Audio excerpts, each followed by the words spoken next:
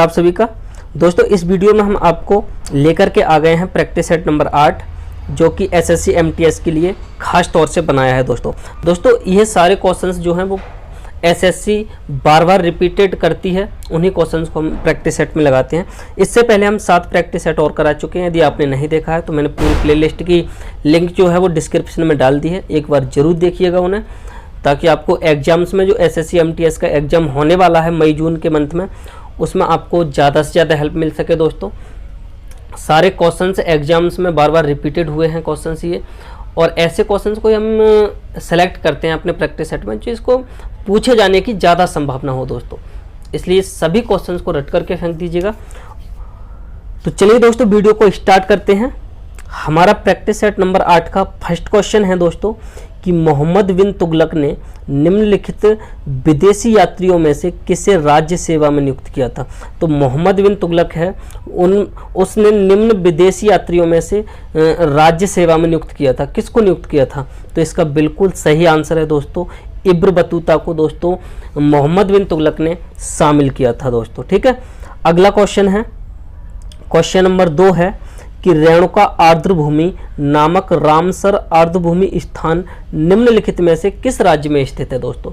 तो निम्नलिखित में से किस राज्य में स्थित है दोस्तों? रेणुका आर्द्रभूमि नामक जो रामसर आर्द्रभूमि स्थान है वो है दोस्तों हिमाचल प्रदेश में स्थित। किसमें है? हिमाचल प्रदेश में स्थित। ऑप्शन सी इसका बिल्कुल सही आंसर है दोस्तों। अगला है क्वेश्चन हमारा कि गोदावरी वेनिस का सबसे बड़ा जल ग्रहण क्षेत्र किसका? गोदावरी बेसिन का निम्नलिखित में से किस राज्य में है? तो दोस्तों इसका बिल्कुल सही आंसर है ऑप्शन बी, इसका बिल्कुल सही हो जाएगा दोस्तों, महाराष्ट्र इसका बिल्कुल सही आंसर है दोस्तों। गोदावरी बेसिन का जो क्षेत्र है वो जल ग्रहण क्षेत्र है वो महाराष्ट्र में है दोस्तों। ठीक है, अगला है हमारा क्वेश्चन कि जुलाई 2022 में, ठीक है, क्वेश्चन नंबर 4 है कि जुलाई 2020 में निम्नलिखित में से किसे एशियाई विकास बैंक के उपाध्यक्ष के रूप में नामित किया गया है? किस बैंक के? एशियाई विकास बैंक के उपाध्यक्ष के रूप में नामित किया गया है दोस्तों 2020 जुलाई में। तो इसका बिल्कुल सही आंसर है दोस्तों, वो है ऑप्शन ए, अशोक लवासा को दोस्तों क्या किया गया था? नामित किया गया था दोस्तों। अगर मैं दोस्तों जानकारी के लिए बता दूं कि ये 2021 का प्रीवियस ईयर क्वेश्चन है दोस्तों, पूरा पेपर जो है वो 2021 में पूछा जा चुका है, उसी के ही अवेयरनेस का उसी के ही सारे क्वेश्चन है दोस्तों, इसलिए इनको सभी को रट करके फेंक दीजिएगा।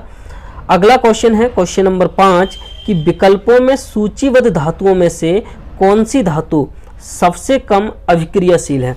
तो दोस्तों अगर सबसे कम अभिक्रियाशील की बात करें इसमें तो इसका हो जाएगा सोना, AU। ठीक है, तो सोना जो है दोस्तों वो सबसे कम क्रियाशील धातु है। अगला क्वेश्चन है क्वेश्चन नंबर 6 कि निम्नलिखित में से कौन सा राजस्थान का राज्य पक्षी है? यानी कि राजस्थान का राज्य पक्षी दोस्तों अगर बात करें हम तो क्या है? तो इसका बिल्कुल सही आंसर है दोस्तों सोन चिड़िया। कौन सी दोस्तों? सोन चिड़िया इसका बिल्कुल सही आंसर हो जाएगा दोस्तों। ठीक है, सोन चिड़िया इसका बिल्कुल सही आंसर है दोस्तों। ग्रेट इंडियन बस्टर्ड भी इसको कहते हैं दोस्तों। तो सोन चिड़िया जो है वो राजस्थान का राष्ट्रीय पक्षी, राज्य पक्षी है। अगला क्वेश्चन देखते हैं, क्वेश्चन नंबर 7 कि भारतीय संविधान का कौन सा अनुच्छेद लोगों के कल्याण को बढ़ावा देने के लिए राज्य को एक सामाजिक व्यवस्था बनाने का निर्देश देता है? ठीक है, तो इसका बिल्कुल सही आंसर है दोस्तों, क्वेश्चन नंबर 7 का बिल्कुल सही आंसर है दोस्तों, option D is correct answer दोस्तों। अनुच्छेद 38 इसका बिल्कुल सही आंसर हो जाएगा। अगला है क्वेश्चन हमारा क्वेश्चन नंबर 8 कि पृथ्वी की ठोस प्रॉपर्टी में पाई जाने वाली धातुओं की प्रचुरता के संदर्भ में लौह धातु का कौन सा स्थान है?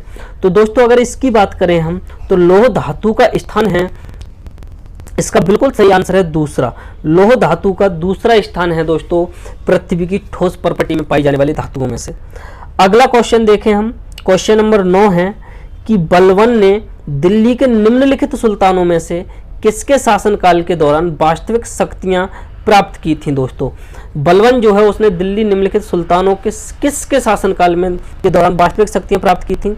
तो बलबन ने दोस्तों, इसका बिल्कुल सही आंसर हो जाएगा नसरुद्दीन महमूद शाह के शासनकाल में बलबन ने शक्तियां जो हैं दोस्तों प्राप्त की थी। अगला क्वेश्चन है क्वेश्चन नंबर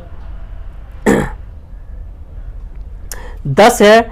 ये थोड़ा गलत हो गया दोस्तों टाइपिंग में, यहाँ से स्टार्ट है कि यानडाबू की संधि 1826 के माध्यम से ब्रिटिश ईस्ट इंडिया कंपनी द्वारा निम्नलिखित में से कौन सा क्षेत्र हड़प लिया गया था? ठीक है, यानडाबू की संधि जो हुई थी 1826 में, उसके माध्यम से ब्रिटिश ईस्ट इंडिया कंपनी ने निम्नलिखित में से कौन सा क्षेत्र हड़पा था?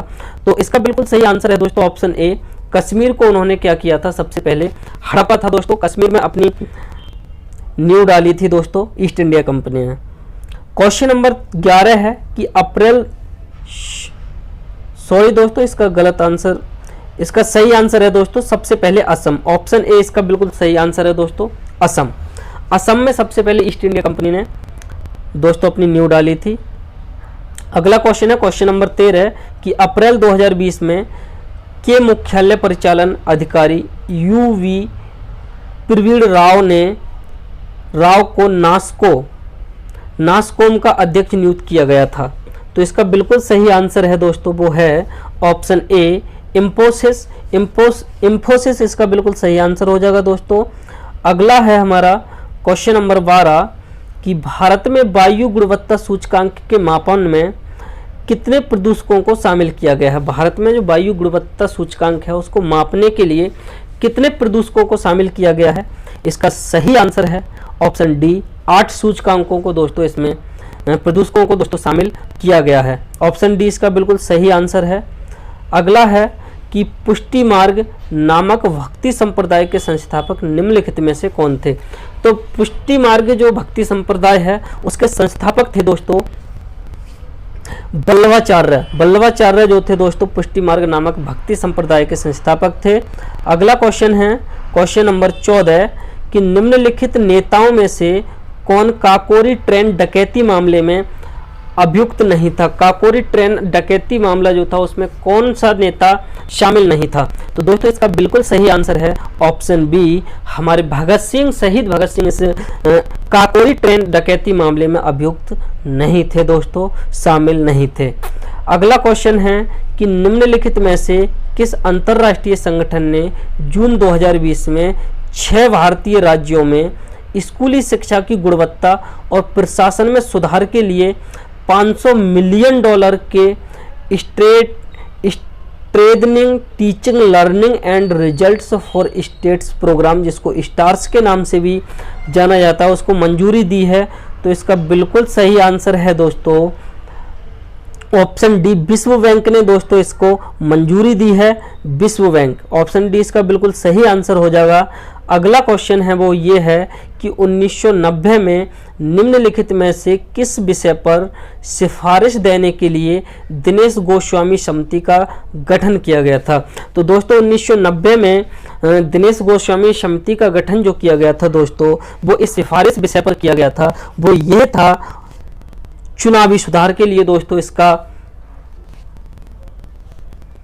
गठन किया गया था। ठीक है, अगला क्वेश्चन हो जाएगा क्वेश्चन नंबर 17 कि कैलेवराइट नामक खनिज, एक कैलेवराइट नामक खनिज होता है उसको युक्त एक टेलोराइड खनिज है, उसका युक्त उससे बनाया हुआ कौन सा टेलोराइड खनिज है? तो वो हो जाएगा दोस्तों इसका सही आंसर हो जाएगा सी, सोना जो है वो कैलेवराइट नामक खनिज के द्वारा टेलोराइड खनिज से बनाया जाता है। ठीक है, तो सोना इसका सही आंसर हो जाएगा। अगला क्वेश्चन है कि निम्नलिखित में से कौन सा महाराष्ट्र का राज्य वृक्ष है? तो महाराष्ट्र का राज्य वृक्ष की बात करें तो आम हो जाएगा दोस्तों, इसका सी बिल्कुल सही आंसर है। महाराष्ट्र का राज्य वृक्ष जो है दोस्तों, राज्य पेड़ जो है वो आम है। भारतीय संविधान के किस अनुच्छेद में यह कहा गया है कि भारत का एक राष्ट्रपति होगा? कौन से अनुच्छेद में कहा गया है कि भारत का एक राष्ट्रपति होगा? तो इसका बिल्कुल सही है आंसर, वो ये है ऑप्शन डी, अनुच्छेद 52 में दोस्तों ये कहा गया है कि भारत का एक राष्ट्रपति होगा। अगला क्वेश्चन है कि आर्थिक सर्वेक्षण 2019-20 के अनुसार दिल्ली में संपत्ति का पंजीकरण कराने में कितने दिन लगते हैं? ठीक है, 2019-20 के आर्थिक सर्वेक्षण के अनुसार अगर देखा जाए तो दिल्ली में संपत्ति का पंजीकरण कराने में लगभग कितने दिन लग जाते हैं? तो इसका बिल्कुल सही आंसर है वो ये है दोस्तों, ऑप्शन सी इसका बिल्कुल सही आंसर है 20वां, 49 दिन लगभग लग जाते हैं दोस्तों। ठीक है, अगला क्वेश्चन है वो ये है कि brand finances India 100 to 22,000 ranking के अनुसार निम्नलिखित में से कौन सा ब्रांड भारत का सबसे प्रसिद्ध वैश्विक ब्रांड है? तो अगर दोस्तों सबसे प्रसिद्ध वैश्विक ब्रांड की बात की जाए इंडिया के, वो है टाटा। ऑप्शन बी इसका बिल्कुल सही आंसर हो जाएगा, टाटा सबसे बेस्ट ब्रांड है भारत का दोस्तों। ठीक है, अगला क्वेश्चन की बात करें हम, क्वेश्चन नंबर 22, तो 22 नंबर क्वेश्चन कह रहा है कि एसे ऑन पॉपुलेशन 1799 नामक अपनी पुस्तक में जनसंख्या वृद्धि के सिद्धांत देने का श्रेय निम्नलिखित में से किसे दिया जाता है? ठीक है, एक पुस्तक है एसे ऑन पॉपुलेशन 1799,000 जो थी नामक पुस्तक थी, उसमें जनसंख्या वृद्धि के सिद्धांत को दिया गया है, वर्णन दिया गया है, उसका श्रेय किस लेखक को जाता है? तो अगर सही इसका आंसर की बात करें दोस्तों, तो इसका बिल्कुल सही और सटीक आंसर हो जाएगा थॉमस रॉबर्ट माल्थस को जाता है दोस्तों, थॉमस रॉबर्ट माल्थस को जाता है दोस्तों। ऑप्शन सी इसका बिल्कुल सही आंसर है। अगला क्वेश्चन है वो 23वां, वो ये है कि नितिन मेनन ने जिन्हें एक अंतर्राष्ट्रीय खेल निकाय द्वारा 2020-21 के लिए अंपायर या रेफरी के एलिट पैनल में शामिल किया गया है, ठीक है, निम्न में से किस खेल के साथ पेशेवर रूप से संबंधित है? किस खेल के साथ ये पेशेवर रूप से संबंधित है? तो इसका बिल्कुल सही आंसर जो है वो दोस्तों ऑप्शन ए है, क्रिकेट। क्रिकेट से ये संबंधित है दोस्तों। अगला क्वेश्चन जो है वो ये है 24वां कि निम्नलिखित में से कौन निशानेबाजी की एक अंतर्राष्ट्रीय खिलाड़ी है दोस्तों, खिलाड़ी नहीं है ये खिलाड़ी है, गलत लिखा है, गलत टाइप हो गया। तो इसका बिल्कुल सही और सटीक आंसर जो है वो दोस्तों बी है, अंजुम मुदगिल। अंजुम मुदगिल जो थी वो दोस्तों निशानेबाजी की एक अंतर्राष्ट्रीय खिलाड़ी हैं।